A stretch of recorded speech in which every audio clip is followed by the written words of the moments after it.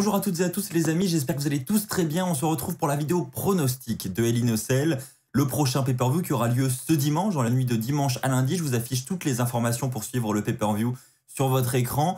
On est parti donc pour tous mes pronos. Vous allez voir que la carte a été un petit peu chamboulée la nuit dernière. On va y revenir en fin de vidéo. En attendant, on commence avec le premier match. C'est parti. Premier match qui aura lieu entre Alexa Bliss et Shayna Baszler. Alors on va pas se mentir, c'est pas le match qui sur le papier m'attire le plus, très loin de là. Surtout au vu de la fin d'Euro que nous avons eue il y a de ça une semaine. Très clairement, je ne sais pas ce qu'ils sont en train de nous fabriquer, mais ça me fait un petit peu peur. Je pense que ça va passer par une victoire d'Alexa Bliss, parce que je pense qu'ils vont vouloir que cette storyline dure un petit peu plus longtemps. Et donc, voilà, mettre fin à toute cette psychologie autour d'Alexa Bliss à Hell in a Cell avec une victoire de Shayna Baszler, je ne pense pas que ce soit les plans des officiels. Donc je pense qu'une fois de plus, Alexa Bliss va réussir à perturber soit Shayna Baszler, soit Reginald ou Nia Jax, je ne sais pas. Mais en attendant, il va encore se passer des trucs très bizarres, je le sens, ce dimanche. Donc je vois bien une fin de match pas très clean, voire peut-être une fin sans vainqueur où on aura une cinématique à la fin du combat. En attendant, pour être très honnête avec vous les amis, et je vous invite à partager votre avis vous aussi dans les commentaires, j'ai très peur pour cette rivalité et voilà, je suis un petit peu déçu de l'utilisation d'Alexa Bliss. Je vous l'avais dit, hein, j'avais confiance en ce qu'il faisait avec elle il y a de ça quelques mois maintenant. Mais là, on prend quand même une mauvaise direction. Parlons maintenant du titre féminin de SmackDown avec Bianca Belair qui va affronter Bayley. Bayley qui est, selon moi, vous le savez, la révélation du côté de SmackDown ces dernières semaines. Je la trouve vraiment excellente. Contrairement à Bianca Belair qui, honnêtement, je trouve en tout cas, d'un point de vue personnel, son règne est pas exceptionnel. Enfin, c'est vraiment mon avis, mais je trouve que c'est assez plat. On voit pas grand-chose. Alors c'est peut-être effectivement un manque de mise en avant, mais je trouve que pour l'instant, Bianca Belair n'a pas encore fait ses preuves. Alors peut-être que si elle conserve son titre face à Bayley et qu'elle part sur une autre rivalité avec quelqu'un d'autre, elle aura peut-être le moyen de se révéler davantage. Je l'espère en tout cas. Mais en attendant, depuis WrestleMania, je trouve que son règne est relativement plat et qu'on n'a pas vu grand-chose. Donc c'est ma petite déception. Donc là, on aura un bon match entre les deux. Le match était déjà relativement bon lors du dernier pay-per-view. Je pense qu'il le sera une fois de plus lors de Hell in a Cell. Je ne vois pas encore une fois une victoire de Bayley. Je pense qu'elle sera écartée de la course au titre suite à ce match. Je pense que c'est sa dernière opportunité. Et donc, je vois toujours une victoire de Bianca Belair. Et comme je l'ai dit, j'espère réellement que suite à cette victoire, elle saura se révéler. Les amis, parlons maintenant du titre féminin d'Euro. Et là, honnêtement, c'est très compliqué à pronostiquer. D'un côté, on a Rhea Ripley qui a eu un titre à WrestleMania. Elle commence tout juste son règne. Elle n'a pas encore fait ses preuves, tout comme Bianca Belair. Donc on se dit, bon, ça serait bien de lui laisser le titre. Et de l'autre côté, on a en face Charlotte Flair.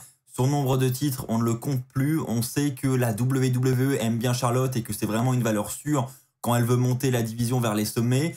Donc voilà, je me dis, est-ce qu'ils vont vouloir jouer la carte Charlotte Flair pour une fois de plus lui donner un titre et avoir une grosse rivalité pour SummerSlam?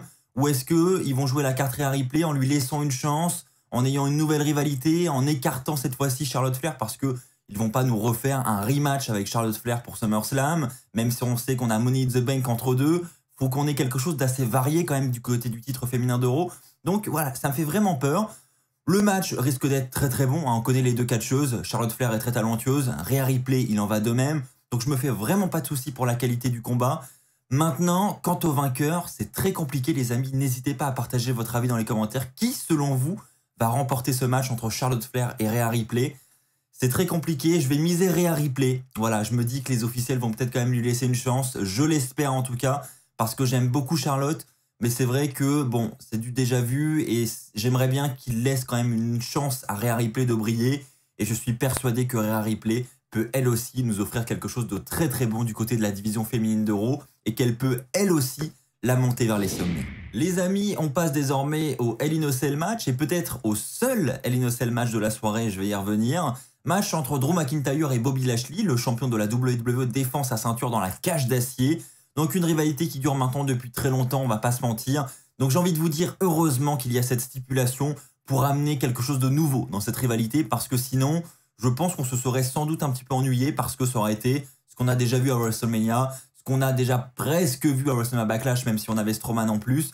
Donc bon, on connaît cette rivalité, là on aura la stipulation, donc on espère avoir des petits spots, des petits segments assez brutaux, voilà, qui fassent que ce match sortira de l'ordinaire et que on se dira ah ouais, ils ont quand même réussi à innover par rapport à ce qu'ils ont fait les mois précédents. Donc j'espère vraiment que ce sera le cas. Quant au vainqueur, honnêtement, je pense que Bobby Lashley va conserver sa ceinture et j'espère en tout cas que Drew McIntyre, suite à cette défaite, sera écarté de la course au titre. Je l'aime beaucoup, mais c'est vrai que quand même depuis un an, tout tourne autour de lui. Donc c'est vrai qu'on a envie de voir quelque chose de nouveau.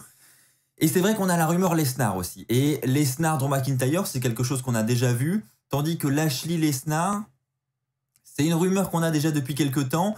Et c'est vrai qu'à l'approche de SummerSlam, ce match aurait vraiment de la gueule. C'est deux monstres qu'on pourrait mettre en face à face. Et je vais pas vous mentir, d'un point de vue perso, c'est un match que j'ai envie de voir. Même si Bobby Lashley ne m'a pas totalement convaincu en tant que champion jusqu'ici. Je me dis que, voilà, avec l'arrivée de Lesnar, avec le Hurt Business en plus, il y a vraiment moyen de construire quelque chose d'assez sympa, je pense. Donc je vais miser sur Lashley parce que je me dis, voilà, la WWE nous réserve soi-disant des surprises pour SummerSlam. Et si le retour de Brock Lesnar en faisait partie, c'est vrai que j'aimerais bien que ce soit face à Bobby Lashley. Et enfin les amis, pour terminer, nous aurions dû parler du match Hell in a Cell entre Rey Mysterio et Roman Reigns pour le titre universel. Alors on va en parler. Maintenant, comme je vous l'ai dit la nuit dernière, il y a eu un petit rebondissement, à savoir que le match n'est désormais plus annoncé pour Hell in a Cell. Il est désormais annoncé pour SmackDown, ce qui fera de ce match le premier Hell in a Cell match à SmackDown, mais également le premier match Hell in a Cell sur la Fox. Donc voilà, il joue sur le côté un petit peu historique de cet événement. Alors honnêtement, je comprends pas pourquoi ce match a été déplacé. Je pense qu'il y a une entourloupe. Je pense que le match n'aura pas réellement lieu à SmackDown. Donc je vais vous faire mon prono comme je le peux. Je pense qu'en fait, ils ont la cage qui est prête. Ils l'ont préparée déjà pour SmackDown. Ce sera la même arène qui accueillera Hell in a Cell. Donc en fait, ils ont juste à remonter la cage. Donc ce qui fait qu'elle sera déjà montée. Donc ils se sont dit pourquoi pas s'en servir.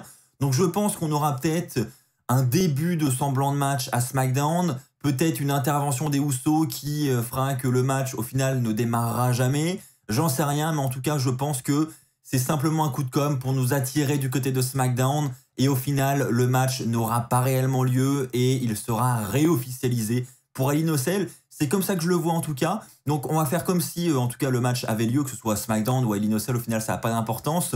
Du point de vue du résultat en tout cas, je pense.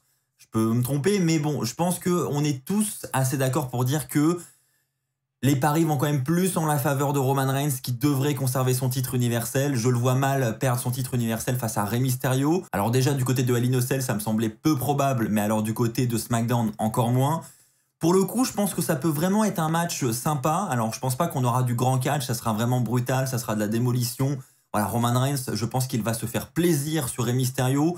On sait qu'on a les Usos, on a également Dominique qui va peut-être tenter d'intervenir pour aider son père.